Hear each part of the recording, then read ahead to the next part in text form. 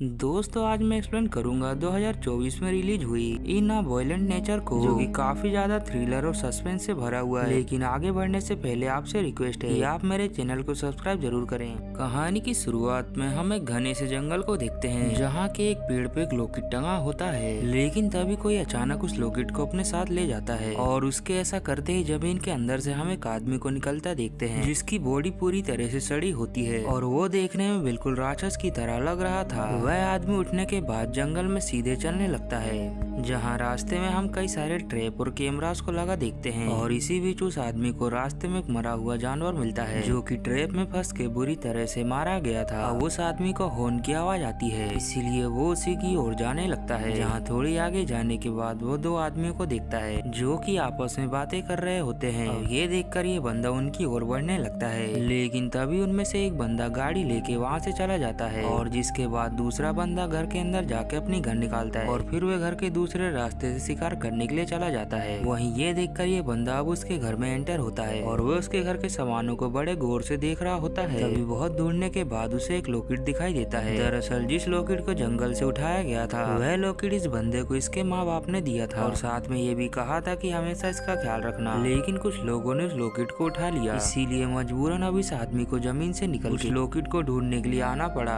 अब ये बंदा गौर से देखता है तो उसे पता चलता है कि ये तो उसका है ही नहीं, यानी कि वो लॉकेट किसी और के ही पास है। और इससे पहले कि ये बंदा यहाँ से भाग पाता, उस घर का मालिक वहाँ पे आ जाता है। लेकिन जब वो इस बंदे की ऐसी हालत देखता है तो काफी ज्यादा डर जाता है, जिसके बाद वो वहाँ से भागने की कोशिश करता है। लेकिन वह बंदा उसे पकड़ के बहुत ही बेरहमी से मार देता है। अब ये सब करने के बाद वो बंदा फिर से लॉकेट को ढूंढने लगता है और वो उसे ढूंढने में इतना ज्यादा मसरूफ हो जाता है कि अब वहाँ पे रात भी हो जाती है। तभी वो बंदा देखता है कि उसके सामने से गाड़ी आ रही है, इसलिए वो उसका जाके पीछा करने लगता है। अब वो गाड़ी वाले थोड़ी दूर पे जाके कैंपिंग करते हैं, लेकिन ये देखने के बाद भी वो राजा जैसा बंदा इनके ऊपर हमला ना करके इनकी बातें सुनने लगता है। जहाँ उनकी बातों से पता चलता है कि ट्रॉय नाम के बंदे के पास ही उसका लॉकेट है। अब ये सुनकर वो दानव जैसा बंदा इन पे हमला करता है। तभी उन दोस्तों में से एक एरन नाम का बंदा जोनी की कहानी बताने लगता है, जहाँ वो कहता है कि जंगल में एक जोनी नाम का बंदा है, जो कि मरने के बाद भी बार बार उठ के लोगों की हत्याएं किया करता है। दरअसल इस जंगल में सालों पहले एक टाउन हुआ करता था, जहाँ पर जोनी और उसके फादर रहा करते थे। जोनी बेचारा बचपन से ही दिमाग से पैदल था, यानी कि समय के अनुसार उसका शरीर तो बड़ा हो गया था, लेकिन उसके दिमाग में अभी तक बचपना ही भरा रहता था। और इसके अलावा जोनी के फादर को भी गांव वाले पसंद नहीं करते थे, क्योंकि वो काफी ज्यादा गुस्सेल और हटी टाइप के आदमी थे। और जब भी वो अपना गुस्सा दूसरों पे नहीं निकाल पाते थे, तो वह घर आके जोनी को बहुत ही ज्यादा मारा करते थे। इसी तरह से एक दिन जब जोनी अपने टॉय के साथ खेल रहा था, तो रास्ते से जा रहे उसके गाँव वाले को चोट लग जाती है, जिसका दोस्त वो जोनी के टॉय को देता है। ये जानकर जोनी के फादर उसे खूब मारते हैं, लेकिन गांव वाले इतने में भी नहीं रुके और उन लोगों ने जोनी को अगले दिन बहला फुसला के फायर टावर पे चढ़ा के डराने की कोशिश की। लेकिन जोनी बेचारा इतना ज्यादा मंदबुद्धि था कि वह उस फायर टावर से गिर के मारा गया। लेकिन ये देखने के बाद भी गांव वाले नहीं रुके और उन लोगों ने ऐसा दिखाया कि जोनी खेलते खेलते फायर टावर पे चढ़ गया था, जहाँ से उसका पैर फिसला और वो मारा गया। लेकिन जब ये बात गाँव वालों ने जोनी के फादर को बताई, तो उन्हें उनकी बातों पे थोड़ा भी विश्वास नहीं हुआ, इसीलिए वह सख्ती से उन लोगों से पूछताछ कर रहे थे। लेकिन इस बेरहम गाँव वालों ने उसके फादर को भी जान से मार दिया। लेकिन फादर के मरते ही जोनी फिर से एक बार जिंदा हुआ और उसने सभी गांव वालों को जान से मार दिया। लेकिन जोनी अपने प्रतिशोध में इतना ज्यादा पागल हो गया था कि वो अपना बदला लेने के बाद भी मासूम लोगों की जान ले रहा था। और ये देखकर कुछ लोगों ने उसे रोकने का फैसला लिया, जिसमें उन लोगों ने जोनी की माँ के लॉकेट को लेकर उसे शांति का प्रतीक बना के जोनी को फिर से सुला दिया। लेकिन जैसा कि हम जानते हैं कि फिर से किसी ने उसके लॉकेट को चुरा लिया, इसीलिए जोनी अब उस लॉकेट को ढूंढने के लिए लोगों की हत्याएं करते जा रहा है। अब इससे दोस्तों आप समझ तो गए होंगे कि जोनी कौन है। अब इन सारे दोस्तों की बात हो गई थी, इसलिए ये लोग सोने के लिए जाते हैं। लेकिन जैसा कि हमें पता है कि सभी किलर रात में ही हमला करते हैं, इसीलिए एरन जब आधी रात को टॉयलेट करने के लिए बाहर जाता है, तभी उसके ऊपर जोनी हमला करके उसकी जान भी ले लेता है। और फिर जोनी एरन की बॉडी को लेके पास के फॉरेस्ट ऑफिस में जाता है, जहाँ पर जाके वो ढेर सारे हुक और कुल्हाड़ी चाकू ले लेता है। फिर वो एक मास्क को देखता है जो कि फायर फाइटर का होता है, जिसे कि हम देखते हैं कि अगले दिन अपने चेहरे पे जोनी लगा लेता है। फिर दोस्तों शुरू होता है मौत का असली तांडव, क्योंकि जैसे ही ब्रेंडन पानी के अंदर स्विमिंग करने के लिए उतरता है, हम देखते हैं कि जोनी भी पानी के अंदर उतर जाता है, जिसके बाद वे पानी के अंदर जाके ब्रेंडन को खींच के वहीं पे डुबा के मार देता है। अब ये करने के बाद जब वे पानी से निकलकर बाहर जाता है, तो अरोरा नाम की लड़की थोड़ी दूर पे एक्सरसाइज कर रही होती है। जैसे वो जोनी को देखती है तो बहुत ही ज्यादा घबरा जाती है, लेकिन उसकी घबराहट को जोनी कम करते हुए उसके ऊपर हुक फेंकता है। जैसे ही वो हुक जाके अरोरा की बॉडी के अंदर धंसता है, तो तभी अचानक से जोन उस हुक को बहुत बहुत ही बेरहमी से खींचता है, जिसकी वजह से अरोरा बहुत ही बेरहमी से मारी जाती है। अब ये होने के बाद फिर से जोनी जंगल में आगे बढ़ता है, तो तभी वो देखता है कि जिन लोगों को उसने मारा उनके दोस्त उन्हें लेके काफी ज्यादा परेशान है। और दोस्तों जोन का तो काम ही है परेशानी को दूर करना, इसलिए वह जल्दी से जाके उनके ऊपर हमला करता है। जहाँ हम देखते हैं कि जोनी एक बड़े से पत्थर को लेके उन बंदों में से एक की कुचल के जान ले लेता है। इसके बाद पारी होती है ट्रॉय नाम के उसी बंदे की, जो कि दावा कर रहा था कि वो लॉकेट मेरे ही पास है, इसीलिए जोनी उसे तुरंत ही मार देता है। लेकिन जब वो जेब में लॉकेट ढूंढता है तो उसे वो नहीं मिलता। इसी बीच गाड़ी के पास फिर से दो बंदे आ जाते हैं और वो जैसे देखते हैं कि हमारे साथी मर चुके हैं, तो वह जल्दी से गाड़ी में बैठ के वहाँ से भाग जाते हैं। और हम देखते हैं कि जोनी भी उनका पीछा करने लगता है। अब वो दोनों जो बच के भागे थे वो सीधा ही फॉरेस्ट ऑफिस जाते हैं, जहाँ जाने के बाद वो ऑफिसर को बताते हैं। लेकिन सारी बात सुनने के बाद ऑफिसर कहता है तुम्हें वहाँ से उस जंगल से लॉकेट नहीं उठाना था, क्योंकि वो लॉकेट जोनी की आत्मा की शांति के लिए है। तुमने उस लॉकेट को चुरा के फिर से एक बार उसे जगा दिया है। अब इनकी बातों के बीच में वहाँ पे जोनी आ जाता है, जो देखकर वो ऑफिसर उसे रोकने के लिए उसे शूट करता है, जिसकी वजह से जोनी कुछ देर के लिए बेहोश तो हो जाता है। अब ये देखकर ये लोग उसे चेन से बांधने की कोशिश करते हैं, लेकिन तभी अचानक जोनी फिर से उठ खड़ा हो जाता है, जिसके बाद वो ऑफिसर को पकड़ के उसे जान से मार देता है। लेकिन इतने में भी जोनी का मन नहीं भरता और वो उसे कटर मशीन में डाल के उसके बॉडी के हजारों टुकड़े कर देता है। वो एक बार फिर से जाके उन दोनों की तलाश में निकलता है। यहाँ ढूंढते हुए उसे एक बंदा मिल जाता है और वो उसे पकड़ के भी उसे जान से मार देता है। ये देख के लास्ट में बची होती है क्रिस नाम की लड़की, जो कि ये सब देख के बहुत ही ज्यादा डर चुकी थी। और हम देखते हैं कि वो लॉकेट उसके गले में ही होता है। अब इससे पहले कि वो क्रिस को मार देता, क्रिस जल्दी से उस लॉकेट को निकाल के पास ही के कैन में टांग देती है, जिसके बाद वे बिना रुके जंगल की ओर भागने लगती है। और कुछ घंटों के बाद जंगल को पार करके वो आखिरकार रोड पे पहुंच जाती है, जिसके बाद वो सामने से आ रही गाड़ी से लिफ्ट लेती है। और जब उस गाड़ी की मालकिन पूछती है कि तुम्हारे पैर में क्या हुआ, तो क्रिस झूठ कहती है कि मेरे ऊपर एक जानवर ने हमला कर दिया था। और ऐसा कहते कहते क्रिस बेहोश होने लगती है। और ये सीन जब वो औरत देखती है तो उसकी मदद करने के लिए गाड़ी रोकती है। और जैसी वो लेडी दरवाजा खोल के बाहर जाने वाली थी, तो तभी अचानक से क्रिस अपने होश में आ जाती है और वो उसे वहाँ से जल्दी से चलने के लिए कहती है, क्योंकि उसे अभी तक लग रहा था कि कहीं ना कहीं से जोनी बाहर आएगा। लेकिन दोस्तों हम देखते हैं कि जोनी वहाँ पे कहीं नहीं आता। और तो और क्रिस ने जिस कैन पे लॉकेट रखा था वहाँ से वो लॉकेट भी अब गायब होता है, यानी कि जोनी ने उस लॉकेट को ले जा लिया और फिर से वो तब तक सोता रहेगा, यानी कि जमीन के अंदर दफन रहेगा, जब तक कि फिर से उस लॉकेट को कोई और ना चुरा ले।